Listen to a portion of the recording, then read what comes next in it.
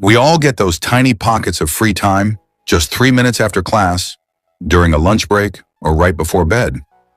What if you use those minutes to do something small, yet powerful?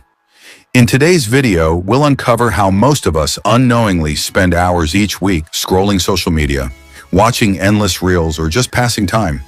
But what if you made a tiny shift?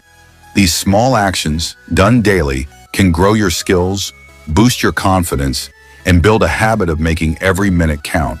So let's not waste another second. Let's jump right into today's topic. Watch till the end. You might just unlock a new version of yourself. And if this video helps you even a little, please give it a like. Have questions or thoughts?